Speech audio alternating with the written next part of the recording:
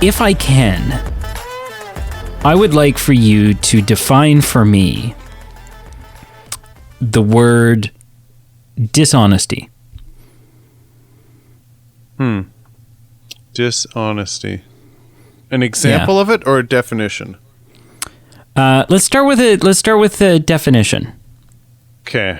Dishonesty, just loosely speaking here, when an individual misleads another individual for various reasons or various intent, and either harm or hurt or foul can occur. Maybe something like that? Yeah, that was fantastic. Do you want an example of it? Sure, yeah. The dishonest example that I would think of is when you rip on Lost in Translation and you're really covering up how much you adore that film, but you really just mislead others. And it's to harm because others are like, oh, I better not watch it, but it's really a good film. Yeah, I mean, in theory, if that were accurate, then that would be an example of it. Sure. Do you want to know my example of it? The example I would use? I think so, because I'm assuming that's why you brought it up. Yeah, so the example I would use is when one person says, hey, I'm going to go to a baseball game.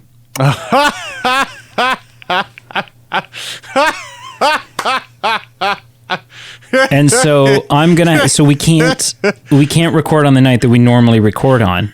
And the other person says, oh, okay, yeah, cool, that sounds like fun. And then in like a follow-up conversation, like from, so the guy who's at the game is like texting the other guy who's a big baseball fanatic, and the guy who is quote unquote at home says, hey, try to like tell me whereabouts you are, and I will see if I can spot you on TV. and so far this doesn't sound like dishonesty at all, unless that second person was also at the game and therefore not able to watch from TV at all. Does that seem like an example? Let me peel it back for two things here. One, welcome to the show. Welcome to the Movie Med podcast. I am Pete, a co-host, a baseball fan, and my co-host Brady is the other person, the other co-host here. We better peel. Let me tell the story from my perspective. Let me tell the story. Please do. So we had a DM going, direct message as the kids would call it these days. And I said, hey, Brady, I can't record on Wednesday. And you said, you know what? That's actually good because I can't record either. I'm going to a Jays game. And to be fair, I neglected to ask you why you couldn't. But I mean, but typically, like, the reason I didn't was not because I didn't care. For sure, it wasn't like whatever, go screw yourself. It was because in my mind, I was like, okay, well, he doesn't need to justify himself. If he can't do it Wednesday, then he can't do it Wednesday. Right. I'm not putting words in your mouth, but you weren't like trying to pressure me or make me feel like awkward. No, I wasn't like, give me a reason come on. Why. It was just like, don't be a bitch. Just record with me. Like, what do you know? I was like, oh, okay, yeah, that works because actually, and I'd forgot to bring it up, but I was like, yeah actually, me too. I can't. So just the long story short here is, I looked at this phone of mine with this message and I went, no kidding. Brady's going to a Jays game. So am I. And I was mid-texting you like, hey, that's crazy. I'm going. That's why I can't go to the game. Can't record that night as well. And then my wife, who who a lot of people know. Yes. And who shall henceforth be referred to as the mistress of deceit. Yes. Yep. Go on. Maybe rightfully so. She said, why don't you just you should punk his ass. She didn't say that, but that's the street definition. Yeah. And I'm like, ooh, I like this. I like this a lot. So I went delete for what I was going to say. And then over the next couple days, I just strung it up and I was like, oh, Brady, you know how big of a baseball fan I am. I'm going to be looking out for you the whole game. Like, I'm going to watch the game. I'm going to get the kids in front of the TV. We're going to scour the whole screen. And you tell me me where your seats are. You send me pictures of like what landmarks you're behind. Because I'm going to see you. I just got I feel like God's talking to me, and you're going to be on TV. I could just tell it. Yeah, you bought the 75-inch 4K screen so that you could really hone in, get up close and find the pixels. And so I get to the game later than you, and I get the usher's permission. I go up a couple stairways. I get into your section where you were seated, and I go about 3 or 4 rows back, sit in my chair.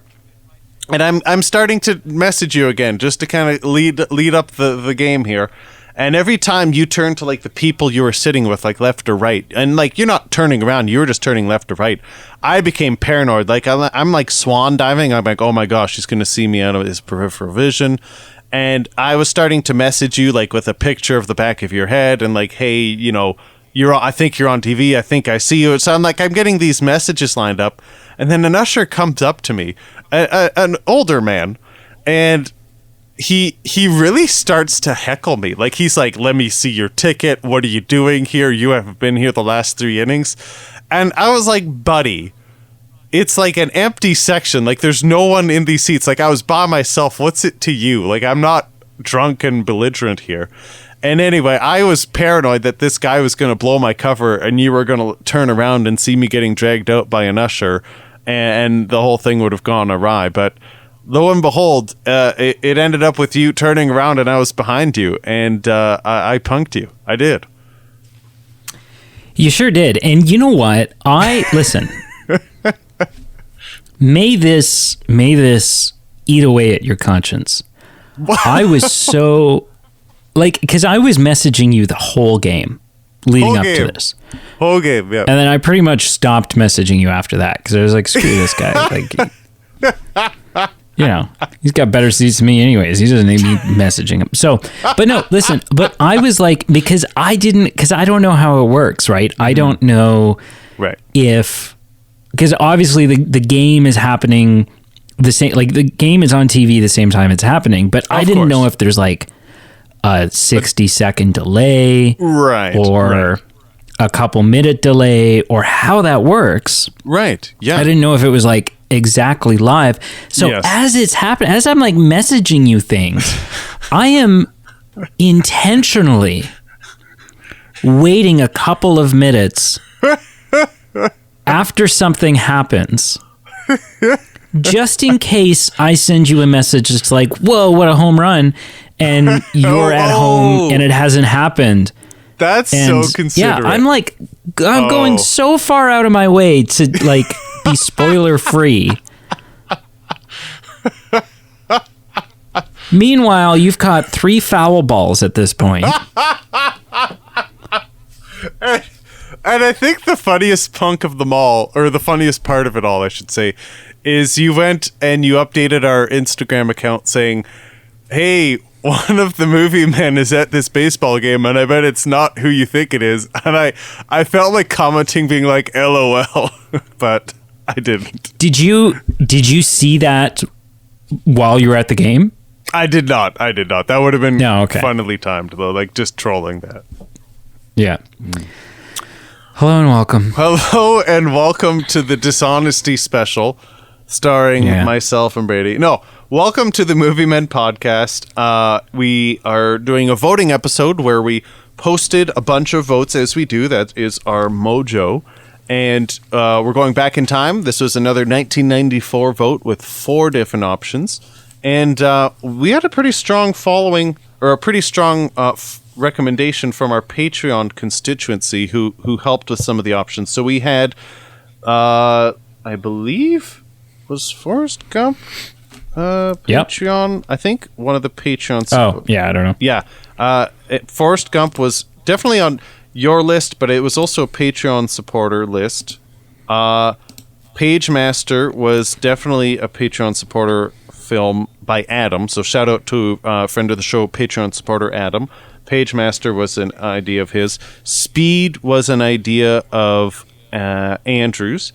And The Mask, I think, was just genuinely yours. I think that was just one that you... Yeah, so the Pagemaster was also mine. Like, yes. There was a crossover there. Yeah. And so, yeah, we had the 4. We had Pagemaster, Speed, The Mask, and Forrest Gump.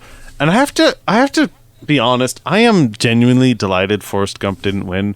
Not that I don't like Forrest Gump. I mean, who doesn't love an iconic film and who doesn't like Tom Hanks? But it's a good film. I think I would have struggled with things to talk about because my general memory of the film is like, yes, it's good, but it's not.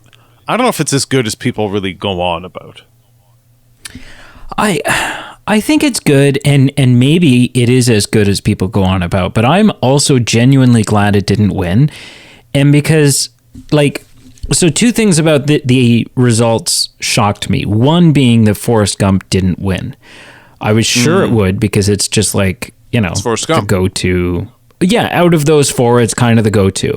I figured it'd be Forrest Gump, and then it was like a toss-up between Speed and The Mask, and that Pagemaster would come in dead last.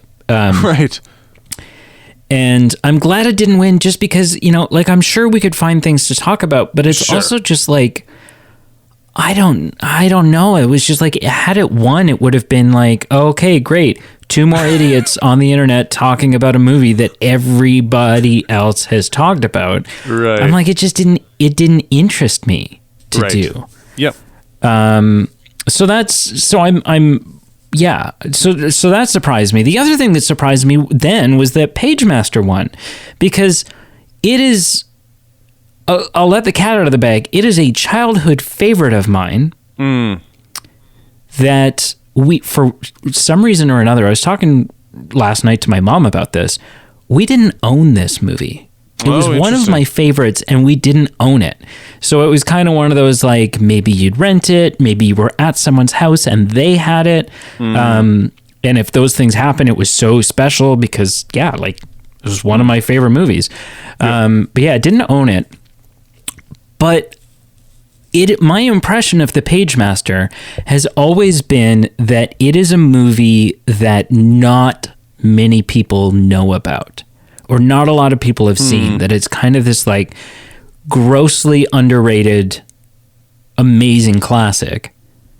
So I was shocked. I was shocked that it won, and won by a landslide. Well, I was just going to say, it wasn't close. Like it doubled the volume of over doubled the volume of the next best vote, which was Speed, of the runner-up. Yeah, so I am shocked and enthralled at the same time.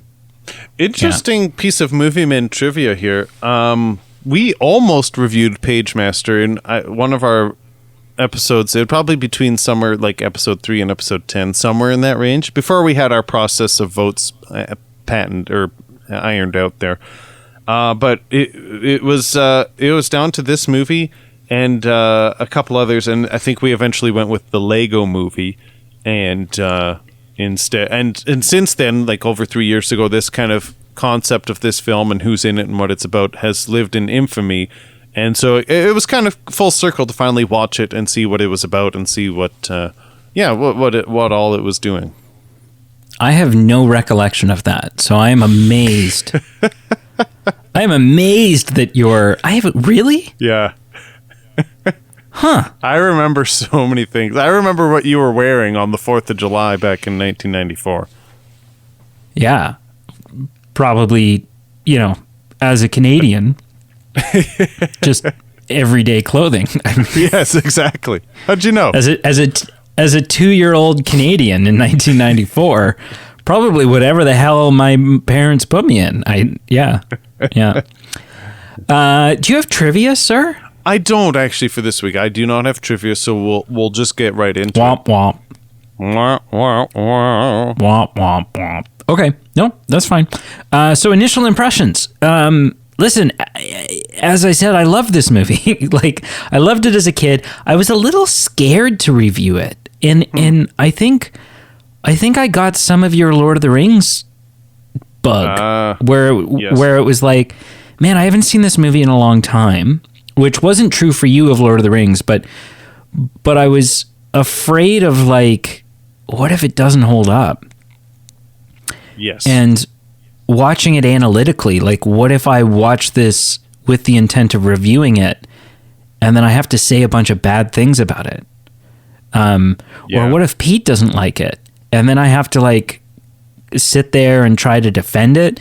And then often, like, you know, if it's a movie that I love and Pete doesn't like it, then really it's going to come down to like the mood that I'm in and how much energy I have before just like conceding and being like how much of a fight I'm going to put up. And so, I was nervous, but I love this movie. I think it's so good. It has a stunning cast. One person in particular who I want to talk about. And visuals, story, the morals, the actors, the music, like it is just so good. What is your initial impression? My initial impression, this was a tale of two different films for me. The first third of the film, I actually found like incredibly unwatchable for me. I just felt it was way too heavy-handed, and I was just not interested. You know, just as an example, like with Macaulay Culkin with his like decked out bicycle to embody some of his personal character issues that he had going on. Like, you know, just some things kind of slapped me hard in the face, and I went, okay, I get it. Let's move on. However, the last 2/3 of the film, so the majority of the film, I actually warmed up to quite a bit. And I that's not to say it's without flaw. You know, I felt that some ways it was a little bit hollow and untapped potential. So I think there's maybe some things that it fell short for me. But, you know, overall, I did enjoy some things about it.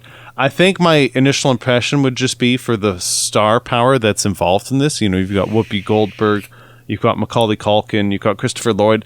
I just wonder if in like highly cartoonist or cartoon films, some of that star power isn't always appreciated. And I just think for me specifically, for Macaulay Culkin and Christopher Lloyd, this is probably like their lower works for me, like their least favorite works for me. I think I was maybe expecting a bit more out of them, but generally, this movie did a 180, I guess would be my initial impression. It started off bad, and then it turned out to be not too bad. Interesting. So let's talk about cast right away then. Yeah. I mean, I think Macaulay Culkin in this is, I think he's, because of when it came out, I think he's the obvious choice if you're a casting, like you're, the casting director. Oh, yeah. But performance-wise, I think it could have been any kid. And it really wouldn't have impacted it. Like, I don't think the film benefits quality-wise from it being Macaulay Culkin. I disagree with the Christopher Lloyd thing. Like, certainly it's not a huge role for him. But particularly the live action sequences, he's just so animated. He is. Even when he's live action. He's like, his expressions and his voice and those crazy cue ball wide eyes of his, and like, I eat up every second that live action Christopher Lloyd is on the screen in this movie. I guess I won't argue with that part of it. Like Macaulay Culkin, I could have taken it or leaving it. But I guess I'm just, I don't know what the answer is then, because I feel like Christopher Lloyd really, he probably had 2 minutes of screen time, and that's including the cartoon component. Because really, in the cartoon component, he had the occasional voiceover where it'd be like, listen to the books. So I'm arguing, or I'm agreeing that when he's there, it's magical, and I can't deny that. And when he's there as the Pagemaster, he's got that ending. Yeah, but scene. I feel like, yes, that's incredible, but if you had clocked that out, that's probably 2 minutes of the screen time. And I'm not sure how you change that. It's not a lot. I'm not sure how you change that in the context of how this movie is. Like, it's a cartoon movie, so I'm not sure what the answer is, but I just know that this isn't the answer. Okay. All right. That's fair. Whoopi Goldberg. Yep. Yeah. I think this is like, you could not get a better casting for that character. Like that character through and through, the attitude, the sass, like that was Whoopi Goldberg. She's the lifeblood of the story, basically when it starts to be a cartoon to the very end of the film. I think without her personality, I think the film does lose a jive, does lose a energy level. I think it would have been a lot slower. So is she your favorite of the 3 books? Yeah, I feel like the Jekyll and Hyde one is a real distant third place. The horror? Yeah. And then the action pirate and Whoopi Goldberg's, is it not mystery. So there's fantasy? Fantasy. Horror and adventure. Yeah, I feel horror and adventure are definitely would be kind of co-favorites, and they feed off each other, just with things like, hey, do you want to cuddle up to a good book? They've got like a bit of chemistry and a bit of a vibe going. Yeah. So for me, adventure is the top book. That's my favorite one. Yep. And here's a question for you. So let's say, you haven't seen the movie, you haven't seen the opening credits, right? You haven't seen the billing of actors. If I were to assemble a 5-minute audio montage, an MP3 of a bunch of adventures lines, and I gave you 100 guesses, 100 guesses for you to tell me what voice actor that is. For action. For adventure, yeah. Adventure, sorry. The pirate. Yeah. How many guesses into 100 guesses before you come back with Sir Patrick Stewart? Oh, crap. I forgot he was in this. I remember seeing that. And I just remembered right now when you said it. Oh, my gosh. Exactly. Oh, yeah. Fruit. I could give you 500 guesses. Yeah. And the only reason you would ever come across Patrick Stewart is because now you've pulled up a Wikipedia page of actors, and you're like, well, I know it's not him, but I don't know who else to guess anymore. Yeah, right. He is unrecognizable. Yes. Yeah. And part of me was like, why? Why do that? Why get Sir Patrick Stewart and then not use Sir Patrick Stewart's voice, like his iconic native voice? But then I was like, no, man, like this is just like it gives me a whole new appreciation for someone like Sir Patrick Stewart going like, man, you are a chameleon with your voice. Like that is incredible to compare that with Professor Charles Xavier or, Picard. It's night and day different. And I was like, that's amazing to me. Amazing. I also like horror. Horror would be second for me, and fantasy would be third. Okay. But I think they all have a great chemistry, and they all play off each other. They do. Right? They all have this fun kind of, Yeah. And the puns in this, like the dialogue in this movie, the book puns. Yeah. Sure. Right? Like at one point when when fantasy and adventure first meet each other, I think adventure calls her like an overdue hag or something, right? Just stuff like overdue and like it's just, I don't know. I find the dialogue in this is so well crafted. There's a lot of things thrown around, say someone throws an insult or throws something physically, some type of attack, and they'll say, you're lucky I've got a strong spine and I can even books this, books aren't the only ones with spines and stuff like that. Just like different things that are funny and witty. It's so fun. But for me, like right from the opening sequence, right? So you've got James Horner doing the music. Oh, interesting. Yes, I missed that. Okay. Yeah. Big. Like, this is for an hour and 15 long minute movie. Yeah. It is like, they pulled all the stops, man. They pulled all the stops. Yeah. And so, but yeah, even the opening sequence with like the clouds, you get sort of these teases of like a pirate ship and Dr. Jekyll and Mr. Hyde and dragons and all of this stuff. Like, I don't know. It just eats me up, man. Eats me up in a good way. Sucks me in. Yep. Chews me up. Chews me up? That seems negative. Anyways, you get what I'm saying. Yeah. I have a question for you, though. Yeah. How does a kid get like this? This statistic-obsessed hypochondriac.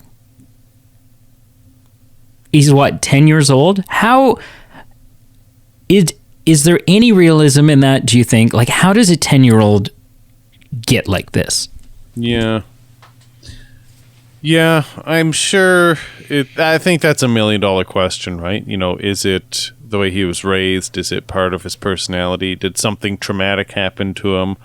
You know, did he fall out of a friend's treehouse and he has this undying fear for things that he can't control? I mean, yeah, I don't know what the answer to this. Part of me wonders about the parenting. I mean, what the hell kind of father sends his kid to a hardware store that's clearly in another county, and he has to go cross country during this thunderstorm to get like a bucket of nuts or bolts or something? Yeah, I mean, like, do they not have the weather network, or? Well, I mean, do they not have a car to go together? Like, I don't understand about, like, take it with baby steps. If your son is having troubles kind of getting out and doing things, start by doing things together and like go to the store together and say, hey son, go to this next aisle without me and do this, and let's do one step at a time here. Yeah, I mean, I think that is a flaw of the movie, is that the kid needs his coming of age. He needs his overcoming adversity and facing his fears. But the father's approach is out to lunch, and there's no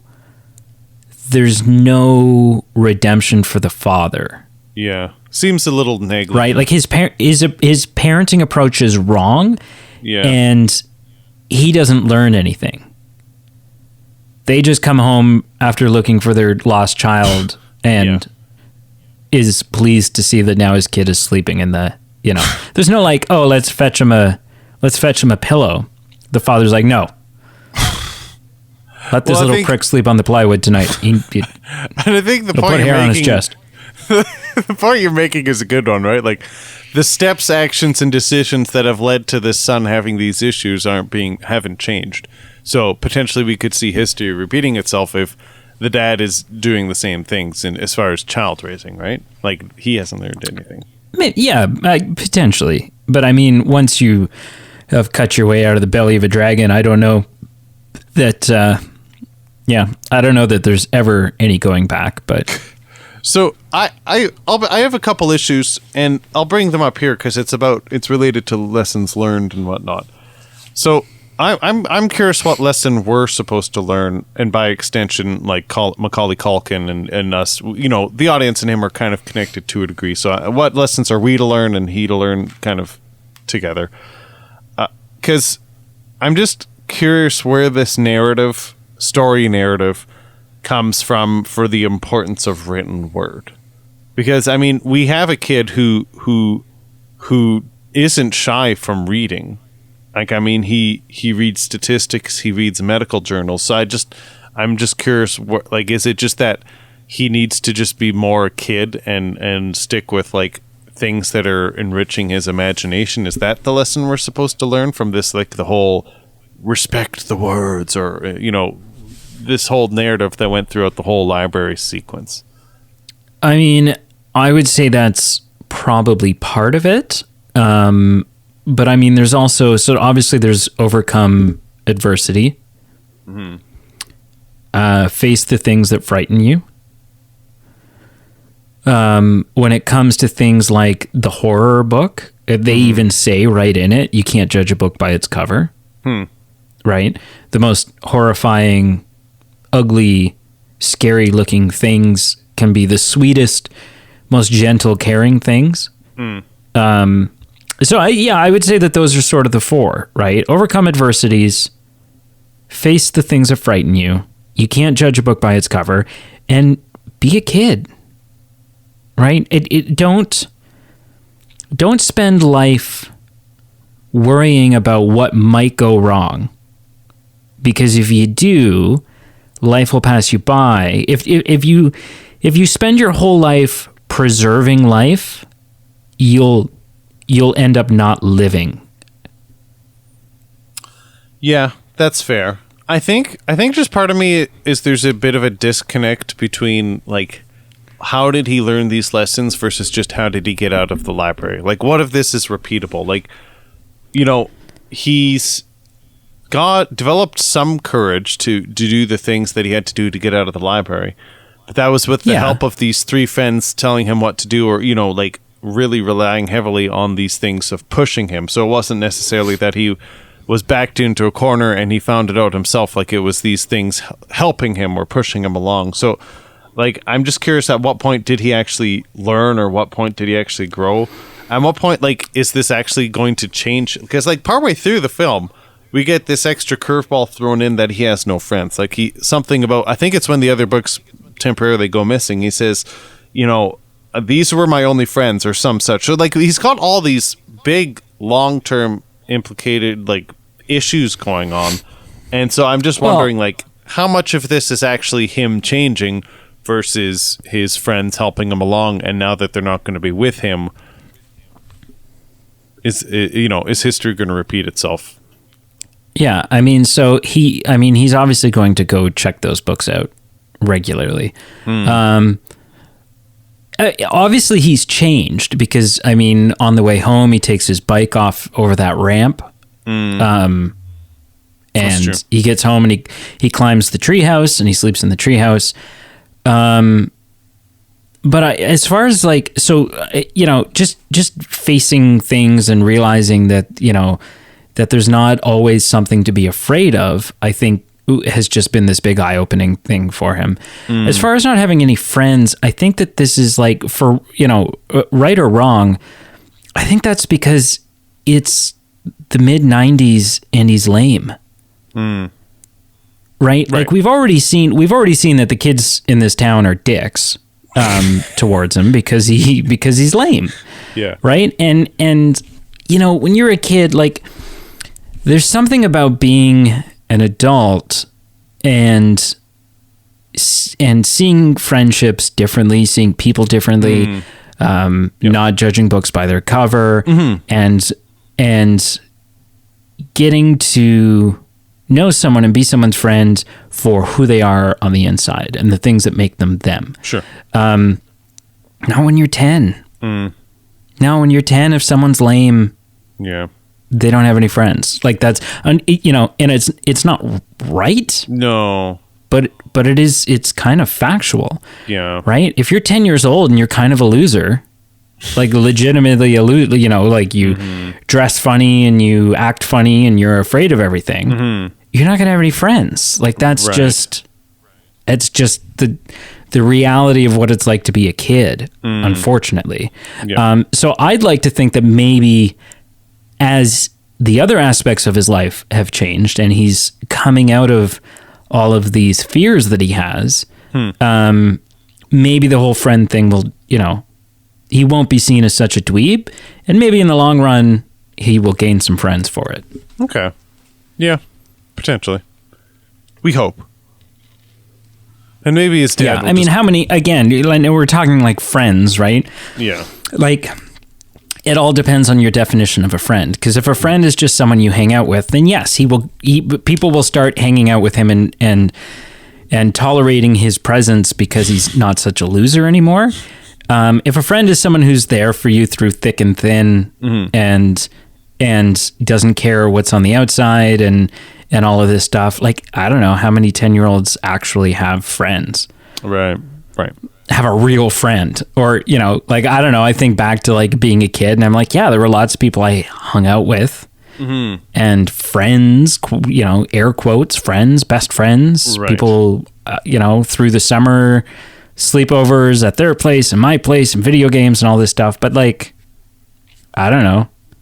if shit hit the fan, I don't know. I don't know that we'd be there for each other, right? You just as soon throw the other one under the bus so that you didn't get in trouble yourself. Like, so friends, I don't know. Sure. Friendship as a kid and friendship as an adult are two different bags. Are different animals. Yeah. Do you think? Yeah. And this is a big question mark. Sure. And I think an argument can be made for it. So obviously, can we both agree that this was not a dream that he had because he was unconscious? That there is magic at work here and that this actually happened?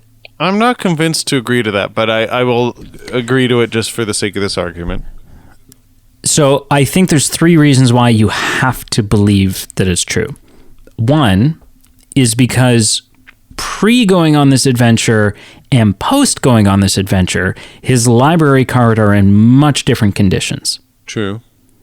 His brand new library card is all weathered and dirty and roughed up from his adventure. Mm-hmm. 2, the look that Christopher Lloyd gives as the kid is leaving implies that he is the Pagemaster, that he's behind, that he's not just some regular librarian. Mm-hmm. And 3, I mean, at the end of the film, as he goes to sleep, as Macaulay Culkin's sleeping, our 3 book characters come back to life again. Sure. In their animated form. I mean, do you think... To point 2, I think a lot of librarians are eccentric, but that's besides the point. Sure. Do you think that the librarian is meant to be some sort of version of God? Some divine being who does all this, right? Or a wizard or some, like a wizard seems a little more hokey. But someone who is stepping in, is intervening in this kid's life, is sending him on the journey that he needs to go on to overcome what he needs to overcome. It's just like, it seems to... It just fits really well for me that would be the case. That Christopher Lloyd is God, and that, especially maybe for at the start of the film, but definitely at the end of the film, I get those vibes. The look that he gives them, the whole, I have a knack for knowing what people need. Yeah. Just this once. Right. And because he knows there's no way. First of all, there was no way the librarian was bluffing, was screwing with him when he told him that he could only take 2 books, because the librarian, who is also the Pagemaster, is very much aware of the adventure that this kid just went on.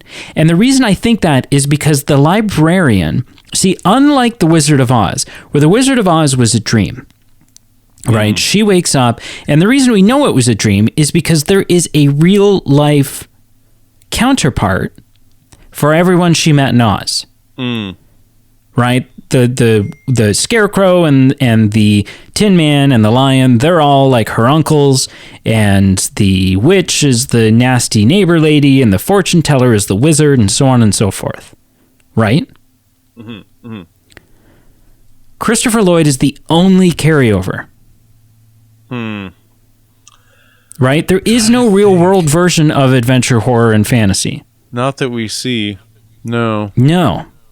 And so that's why I think that it is real. It did happen. Yeah. And the librarian is the Pagemaster and was pulling the strings behind this whole thing, which, either then he's just like a wonderful sorcerer who's doing this kid a huge favor, or this is some sort of divine, right? Would also explain the storm.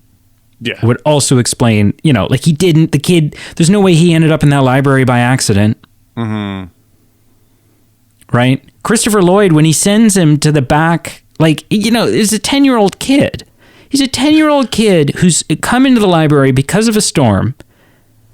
And I watched for it because I was like, oh, I bet you there is. And there is. When the camera pans up, kind of goes on this like crane and hoists over the librarian counter, as Christopher Lloyd is saying, go through this beautiful library, by the way. Oh, yeah. But go through this maze of a library to the very back so that you can use the public phone. He's got a damn phone on the desk. And sure, maybe if it's like a 40-year-old drifter, you're like, you're not just go use the phone. It's a scared 10-year-old kid. If you're not sending him back there so that this adventure can happen, then you would just let him use the phone that's right there. Sure. Do you know your number? Sure. Here you go. But no, because he had to send this kid on this adventure. That's I rest my case. Yeah, that's fair. Cross-examination. It's definitely a debate or a journey of discovery I was not planning on going on, but that's very interesting. Yeah. I don't think I have any other notes. Do you? Cool. No. I think I would just say some of the cartoon aspects aged well for me. Some of the live action CGI sequences were a little hokey, a little corny for me. But 1994? Yeah. I thought they were impressive for 94. I guess, but they didn't hold up. Well, no, but I'm not saying that. I don't know if I said they weren't impressive, but I guess what I'm reaffirming. I'm saying is they don't hold up. That's fair. But that aside, everything I've brought up has been an issue. I will just say, just a wide sweeping appreciation. The thing I warmed up to, I think, was some of the literary references, just for those adventure sequences. So like the mansion, the boat, the castle. Like everything did kind of turn into a fun sequence. So those and Moby Dick, I didn't even mention that. So all these literary references I thought were just witty and kind of fun. And definitely not what I was expecting. So that was fun. That was fun. This movie's also the source, as a child, of me discovering, knowing what most of these things were. It's probably the first time I ever heard of Dr. Jekyll and Mr. Hyde, or fun. Moby Dick. I mean, it is Long John Silver. It is a weird paradox of a film trying to tell the main character and thereby extension the audience to read more. It's a weird kind of all right, don't get too preachy on me now. Come on. Yeah. Cool. Yeah. Scale of 0 to 10, sir. How would you rank the Pagemaster? This sounds a bit harsh, and maybe I've warmed up to it a bit since I ranked it. Here we go. I gave it a 4 out of 10. I gave it a 4. Oh, for the love of... I think the first third dragged it down a little bit for me. So, maybe if the first third hadn't been as bad, I probably would have given it a 5. A midway, not bad, not great. So it got dragged down a little bit, but it was definitely an interesting thing. And, I've definitely, as much as I think there was a missed opportunity as far as some of the lessons that I felt Macaulay Culkin could have learned, I felt like there could have been more oomph to it. And I feel like I talked about this, the Christopher Lloyd aspect was a missed opportunity. I don't have an issue with anything of his on screen. You're right, it was magical. I just wish it was more than 2 minutes and a couple, cartoon sequences. That's the only thing, because you're right. Everything he was in was great, every moment. You're a Christopher Lloyd glutton. Sometimes enough sometimes just enough is better than too much, I guess, is what you're trying to say. That's fair. What did you give it out of 10? Man, I give it an 8. I give it an 8. And I mean, some of that's going to be nostalgia. But it's still respectable that it held up after watching as an adult.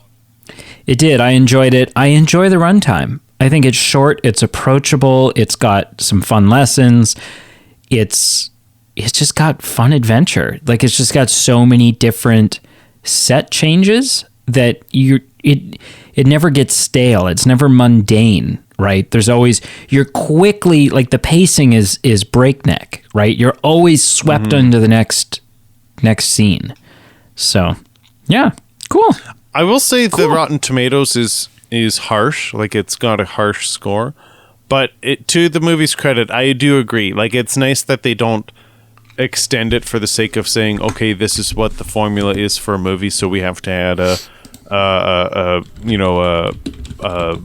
Miami Vice boat chase in here somewhere just to kind of lengthen it out. Like, it is what it is. They did what they wanted to do, and they were comfortable with the length that they had. So I will say that as a compliment to the film. 21% on Rotten Tomatoes. It's not friendly. It's not. And a 48 for the audience. What the hell? Yeah. I mean, the tomato meter score only has 19 reviews. Okay, so it's a small sample size. Small. And you know what? 48, listen. That means that half the people that watch this like it. There's still a 50% chance, basically, that this movie's for you. I guess. Like, I mean, it's not a great number, but you're spinning it as like a... Yeah. Well, you gotta try. You gotta see the silver lining. Yeah, you gotta try.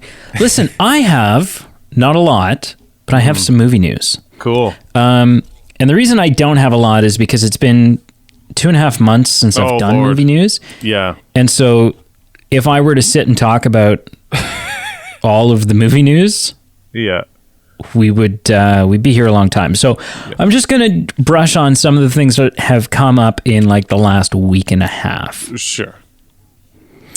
First things first. So Fantastic Four, the MCU movie that we're just waiting for. We want to know when it's coming. We want to know who's in it. We want to know who our cast is going to be. And we don't have any of that information yet, but it has finally been told to us who the writers are. And it's not so much who the writers are that are interesting. It's the fact that not only are these the writers that are working on Fantastic Four, but they are also in production on Fantastic Four 2 and 3. Oh, I didn't realize James Cameron was involved with this. Right? So apparently, Kevin Feige, whoever he's gotten as the writers, is not only has confidence in them to pull this off, but is working hand in hand with them in the process of fleshing out the Fantastic Four franchise, basically. Huh. Interesting. What is your temperature level on Fantastic Four? You know what? You not well versed. Had my toes dipped into it with the MCU film Doctor Strange 2, and that would be the extent of it. Really? Like, you didn't even see the old Fantastic Four movies? No, I didn't get into it that well. You're not missing much. Yeah. No. Yeah. Cool.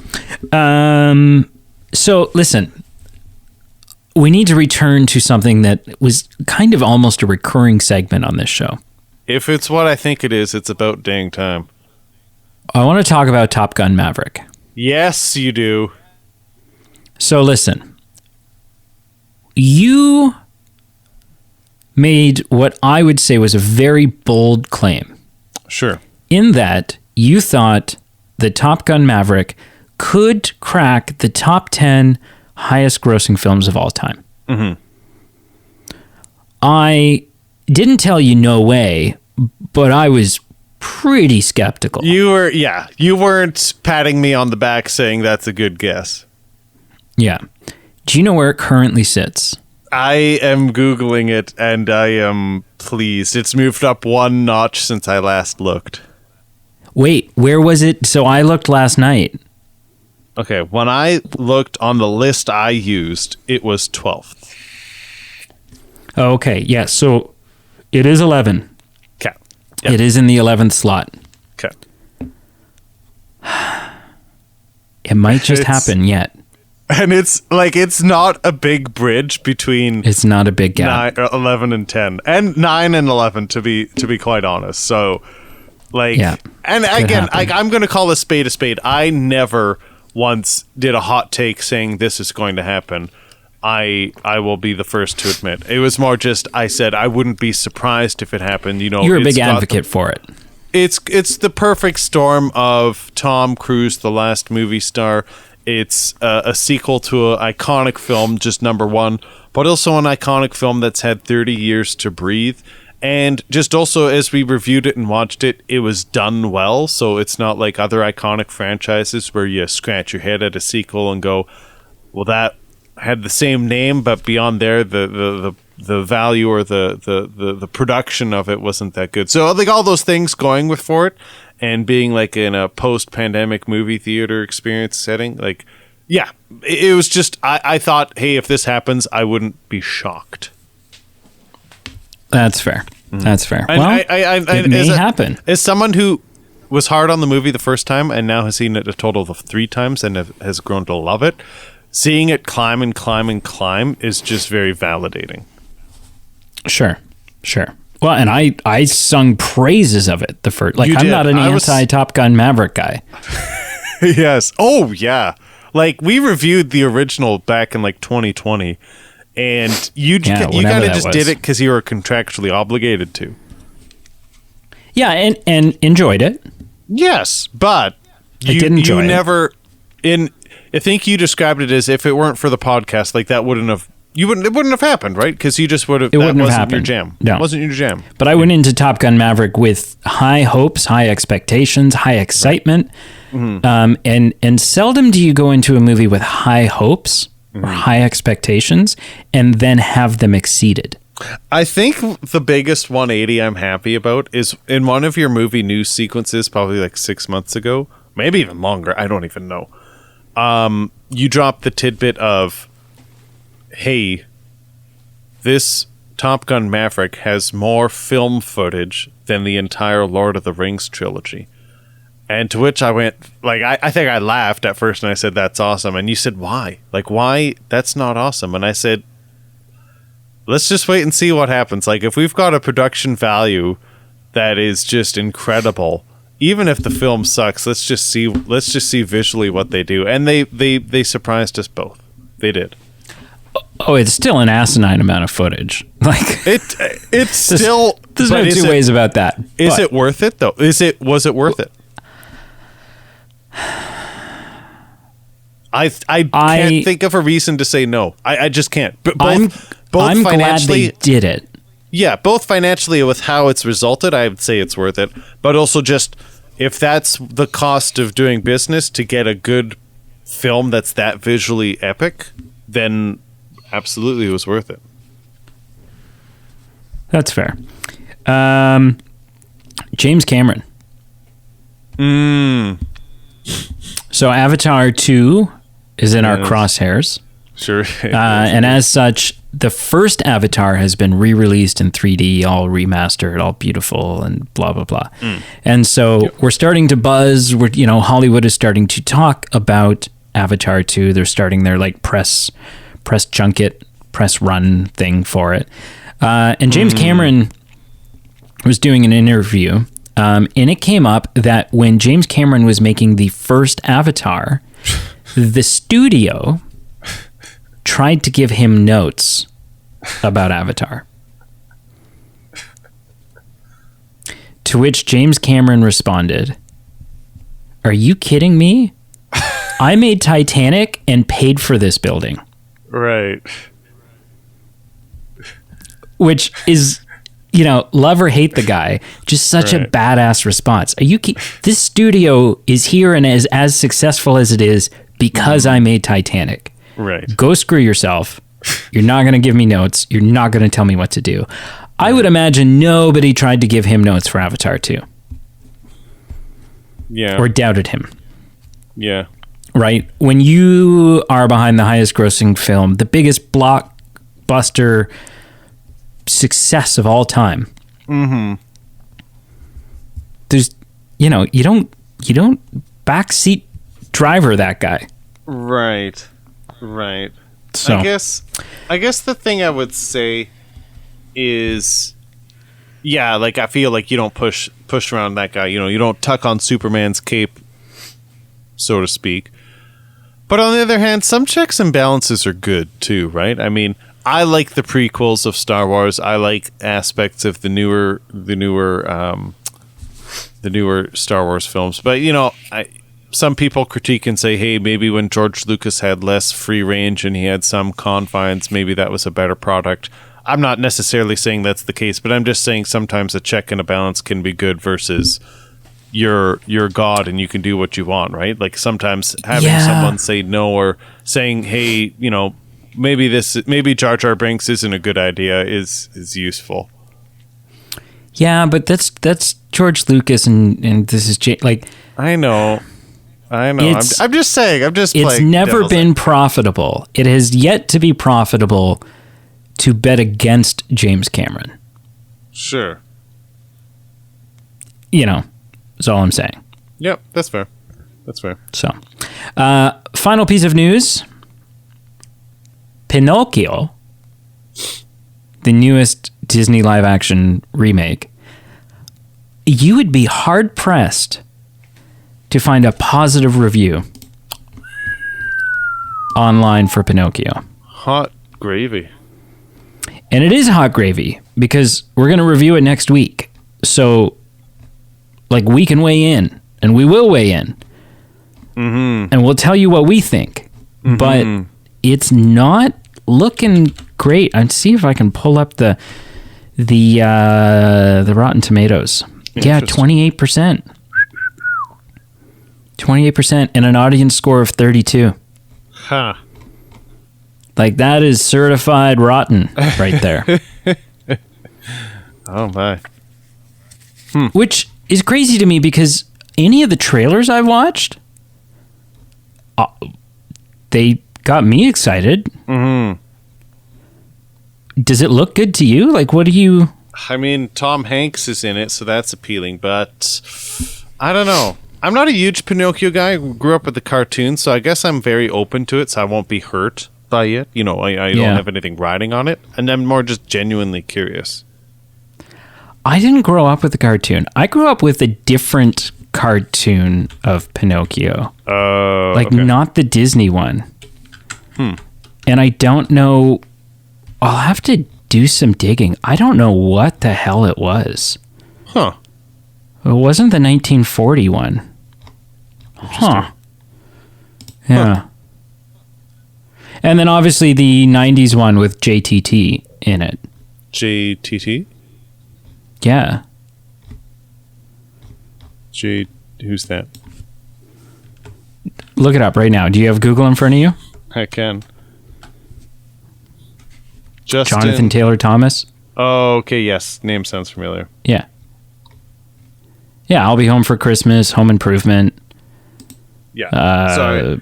Adventures I thought that was Justin Taylor Timberlake. My bad. Yeah, no. Close. Voice of Simba. Yeah. Little kid Simba from the original Lion King. Yeah.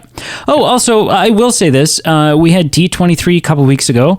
The big Disney thing where they say all the things and tell us all the stuff. And it was horrible. Oh. It was a huge miss on their part. But one of the things that came out is that we are getting another film in the, it's not live action, but in the realistic CG animation Lion King universe. Oh, interesting. And it is a prequel simply titled Mufasa. Interesting. So, I guess. Yeah. I don't know. It doesn't seem like the type of thing that we need. Mm-hmm. But I'm not excited for it.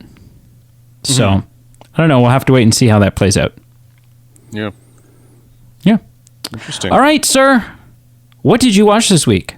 Well, I actually forgot to tell you this, so I'm going to hijack the show again, and I'm going to take a couple minutes leading into what I watched, because it makes sense to do it here.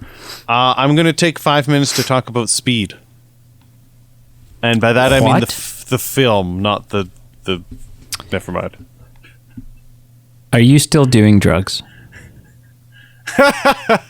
No, Speed came close. Well, not close to winning. It came second place, but like we said, it got trounced. But it was the next closest to winning, and I was genuinely curious about rewatching it and checking it out because I don't think I'd seen it in full. So I'm going to talk about 1994's Speed.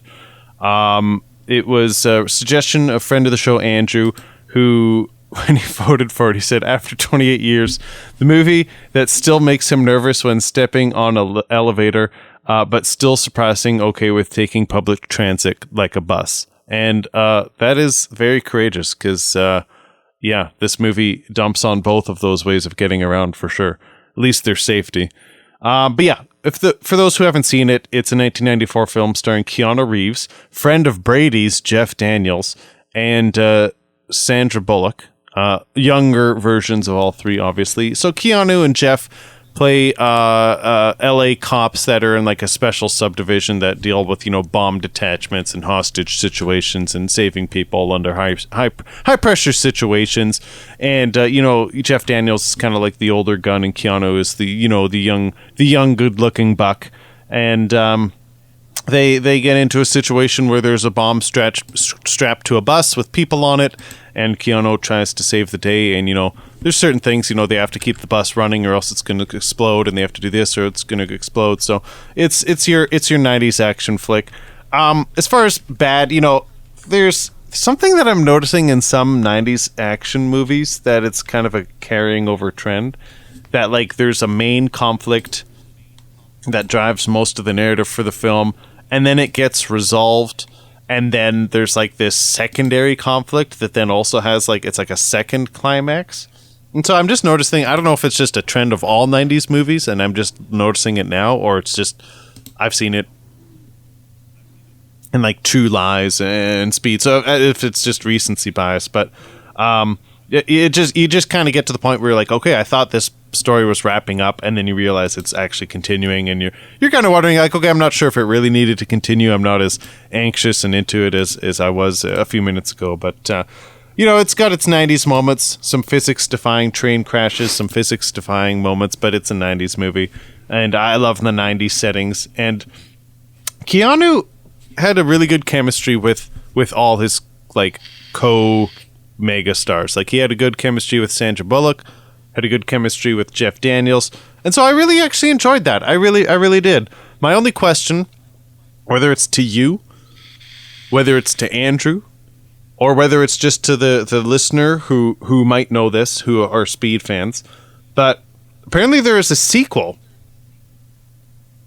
and it's called Speed 2, Cruise Control. Yeah, it takes place on a boat.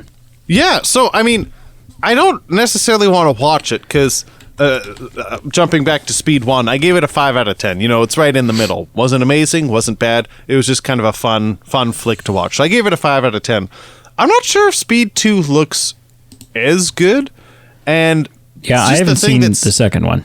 Yeah, the thing that's genuinely curious is it's got one carryover. Sadly, no Keanu, or else I would be flipping that on as soon as we're done talking. But it's got Sandra Bullock, but eyebrow-raisingly, it's got Willem Dafoe. Willem Dafoe.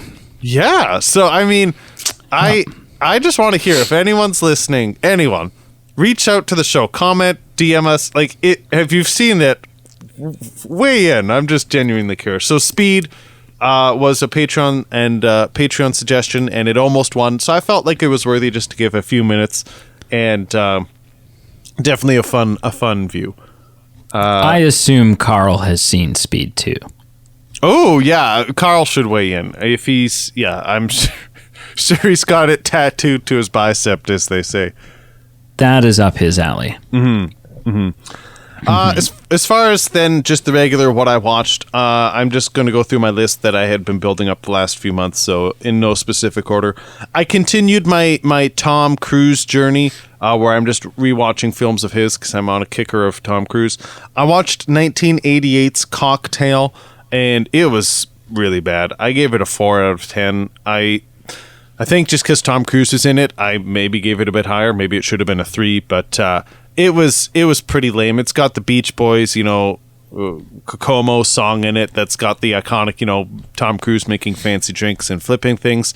But it was really, really flat a lot of forced narrative, a lot of forced storyline, a lot of forced drama between characters, a lot of forced yelling in the climax where like emotionally it was just really weird, and I just didn't buy a lot of the tension that was going on. And when things happened emotionally, like when things happened to characters, I just really wasn't buying it. So it wasn't iconic, or at least didn't age well. So I gave that a 4 out of 10. And I was going on a bender of bad movies because I gave something else a 4 out of 10. I felt like a mid-2000s M. Night Shyamalan occurrence. So I watched The Happening. Definitely not his greatest movie. You know, M. Night Shyamalan has done some cool things in cinema, and he's got some talent. He's got a skill set. You know, I feel like he kind of brought back the whole twist narrative in filmmaking, but the Happening wasn't there for me. Mark Wahlberg's performance was a little comical at times, and so I gave it a 4 out of 10, and it was what it was. I watched a mini series on Netflix called Keep Breathing, and it's about this woman who flies in the northern terrain of Canada, of all places, and then her plane crashes and she's left to kind of survive and seek refuge and try and escape. And just the thing that drew me in, it was one of those shows that on Netflix it plays a 1-minute trailer when you're scrolling by, and the trailer was this narrative like this between two characters discussing, and I was just drawn in by it. Like, it was captivating. I was sucked in. I was on the edge of my edge of my seat. And so I was like, okay, I'm hooked. I got to watch this series. And I just ended up being a little disappointed by it. It was one of those series that was more based on internal conflict, internal drama, internal narrative, internal things. And I think I was just expecting a bit more of a wilderness show that was going to be about external things happening. So, you know, if you're in the woods, fires, rain, bears, and not to say those things can't happen or didn't happen, but I just thought they would be more driving the narrative. So that sometimes I felt like it was just getting a little bit stale, a little bit stagnant. And I feel like if more of those external things had pushed our story along, it would have just been a bit more interesting. So it was a 5. Wasn't horrible. Definitely had some good moments, some good emotional tension, but I would have changed a couple things. The last thing, but by no means is it last in rankings, I rewatched Casino Royale 2006, Daniel Craig. I thought you were going to say that. Yeah, okay. What did you think I was going to say? The Peter Sellers one from the 60s. So good. Lord. Oh, I didn't like it as much as you. I really didn't. Like not at all. But Casino Royale, it is still, when I watched it and reviewed it, in my top 10 of films. I gave this the full 9 yards. When we reviewed Lord of the Rings, if the listener hasn't done so, check those episodes out. Like, I set up the basement, I put curtains on, like I taped blankets on the windows to darken the room and get proper lighting, and like I went full 9 yards with Lord of the Rings. I did the same thing with Casino Royale. Like, I didn't watch half of it and then go play, ping pong with a friend. Like, I watched this movie from beginning to end. Perfect setting, perfect TV. Like, everything was perfect. Just because I had to know, did this movie hold up? And I gave it a 9 out of 10. It's not perfect. There's a couple action sequences at the beginning that I think drag a little long. They get a little... I am not as on the edge of my seat for. And they're not bad by any means, but they're just not perfect. And for a film to be perfect, obviously, to get a 10 out of 10, it needs to have just a flawless feel to it. So, it's not perfect, but dang, is it so good. It's still my favorite James Bond, and it just is such a good film on its own, just not counting just James Bond films alone. And I love it. I love so much about it. I love Daniel Craig. I love the rebirth of the story. I think Vesper is the best Bond woman. I think Le Chiffre is the best. That's why that's the name of my cat, man. Yes, which I love. Like, and you got her around the time we did James Bond, I believe. Like a year and a bit ago. Yeah, I think it was right around then. So it really, I was touched by it. But yeah, like everything about Casino Royale is great. Every character is human. The villains, the Bond girl, Bond himself. So we just get, I could talk about it all day. I'm sorry. I will take 5 more seconds and then I swear I will stop. But you got You've got different things going on in the movie. It's not just a stupid, Roger Moore hitting on women. You've got a mystery. You've got poker. You've got a love story. You've just self-resuscitation. You got self-resuscitation. Like, you've got Bond not just being a goofy clown hitting on girls. Like, he is a human being. You realize he's arrogant. You realize that he grows to love someone. You just get all these motivations and fears in the villain, in him, in Vesper, that you don't get in any other Bond film. And that is why it's just such a dynamite film. And just when there's emotional parts in that movie, it really resounds in me. And there's just moments that are just cool when he drives an Aston Martin that are just fun. The music is incredible. Again, top 10 film for me, so I will stop blabbering about it. I could all day. Not perfect, but dang, it's a 9 out of 10, and it is a strong 9 out of 10. What did you watch, Mr. Brady, Alejandro, Mitsubishi, Johannes? That was the longest extra 5 seconds to talk about anything that I've ever. No, Casino Royale is great. It's definitely, I can't remember my ranking, but it's in my top 3. For Bond? And it was Casino Royale, Spectre, and Skyfall. No, I liked Skyfall. Yeah. Casino Royale, Skyfall, and No Time to Die were my top 3. That sounds and to the point Skyfall, you said, you get that shootout at the manor, yeah. And to the point, like, Casino Royale wasn't your favorite, but you did say if you could only watch one, that would be it. And it feeds to the other, obviously, sequential stories that we see. Yeah, absolutely. Which, again, you couldn't say for James Bond for the last 40 years. You could watch any of the Roger Moore ones out of sequence and not realize that you're watching them out of sequence. Just because they don't emotionally build on each other. They just don't. No, that's true. That is true. What did I watch? I didn't watch any movies in the last week. But we've been binging hard on Stranger Things. Oh, and where are you? She-Hulk and stuff like that. So I am tonight, as soon as we finish this, I'm going to watch the 3rd episode of season 4. Oh, you've made some time. Yeah, listen, season 3 was amazing. Okay, so season 1 is great, right? Yes. Season 1 of Stranger Things is great. Season 2 is okay. Mm-hmm. But it's nowhere near good as season 1. Agreed. I spent much of season 3 trying to figure out if I thought that season 3 was better than season 1 or not. And I think it is. Wow. I think it is. I too am watching Stranger Things. I'm still on season 3. I think I've come to the agnostic approach of Stranger Things of other than season 1, there's no way we can determine which is the best season. Because you've said season 3 might be better than season 1. I've had someone say season 4 is better than season 1. And at first I say both you and this other person are out to lunch. But I'm at the point where who can even know? I think Stranger Things to me is one of those things. It's like Star Wars where sure, you may have a slight preference. But it's there's golden nuggets in each phase in each season, and some things are better than others. I guess. Because I used to say season 3 is amazing, man. I used to say season 1 was the best, and I still do. But the dynamic of this show is it has ebbs and flows. So certain characters that were at different character arcs in season 1, they're not very fleshed out, as within season 3 and 4. They're really important and really flushed out characters. So it's just, you realize, in season 1, these guys were either just different or just kind of quite hollow compared to where they are in 3 or 4. And there's different examples to use, but sorry, I'll let you continue. So season 3, I think, is better than season 1. It's my favorite season so far. 2 episodes into season 4. And the only thing I'll say is so far,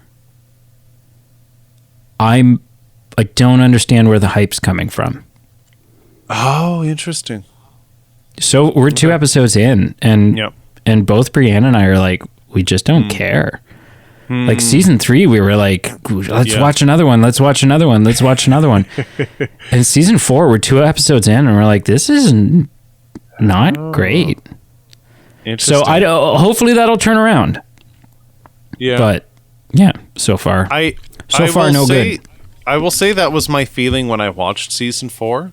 And I think then since then. Oh, you've seen season 4? I've seen season 4. I'm just rewatching 1, 2, 3 now. Oh, okay. Because, and that's why I've developed this agnostic approach where I was really down on season 4.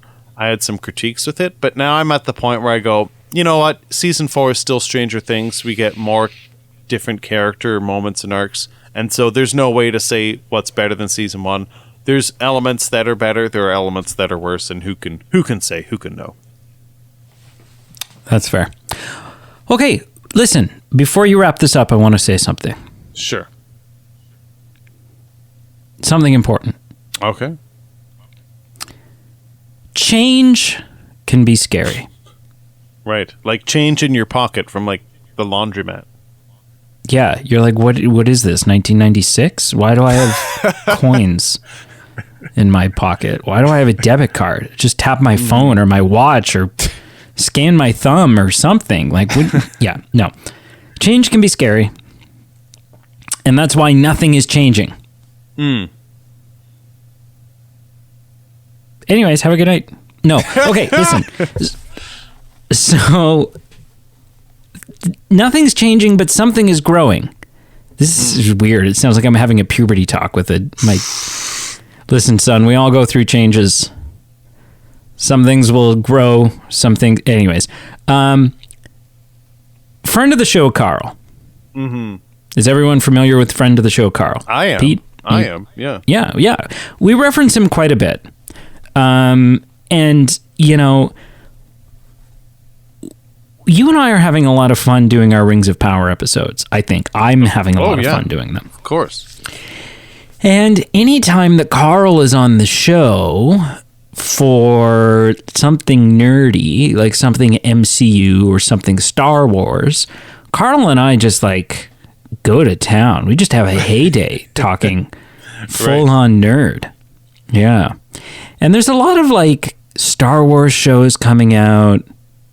There's a lot of like MCU shows coming out, and you just don't have time to like, you know, you got a busy life. You got like 7 children and 2 jobs and all this stuff. Like you can't, you don't have time to sit and watch all of this stuff all the time, you know? Absolutely. So would it be crazy? How crazy would it be if Carl, friend of the show, sometimes guest of the show, joined the show in a larger capacity, and anytime that there's an MCU show or a Star Wars show or even a new release that is like MCU related or comic book related or stuff like that, Carl was on the show. Seems logical to me. So that would mean like weekly episodes in addition to our regular Sunday episodes. Weekly episodes where myself and Carl, new movie man Carl, in theory, MMC reviewed that week's episode of the show or said show, like possibly more than one show, depending on, you know, there could be a Star Wars and an MCU show going at the same time. Who knows? Yeah.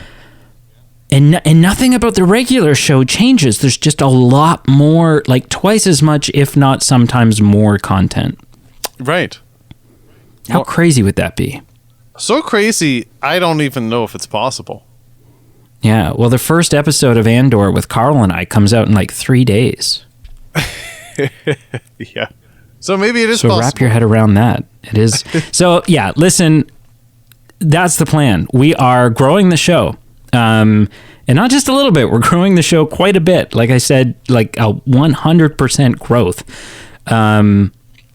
non-cancerous, so don't worry. But yeah, so nothing. If you love the regular Pete and I talking every week, currently twice a week, with our movies and our Rings of Power, then have no fear, because that's not going away. Our votes will be the same. Everything's going to be the same.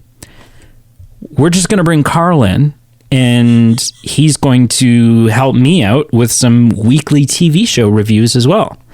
So buckle in, quit your job, because you're going to have to listen to a lot more content. And we're excited about this. It's a little bit of a leap for us. It's required, getting our hands on some more equipment and doing some scheduling stuff structurally and stuff like that. But we're excited about it. We think it's an exciting thing to have happen. And we can't wait for it to start. So hopefully that's something you like as well, because if it's not, it doesn't matter. We're doing it. So yeah. All right, sir, wrap up the show. Tell your friends who like it if you don't. Yeah, exactly. Yeah. Exactly. Well, thank you. Like, follow, subscribe. All our socials are below. Check out our Patreon page, merchandise page.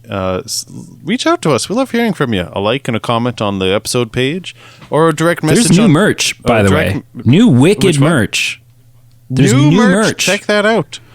Check out the teddy bear. I want someone to buy the teddy bear. And send us a direct message on Facebook. That's always an option, and we always love hearing from you. And until we chat, how about you cuddle up to a good book? I will. I've been thinking about reading Lord of the Rings. Oh, nice. Yeah. Nice, quick read. And I'm on the hunt for a copy of the Silmarillion. After we talked and said that word about 12 times during our fellowship episode, then all my ads on my phone were popping up for here's a good copy of the Silmarillion, and I'm like, oh my goodness, you've been listening. Yeah. So now you own 3 of them.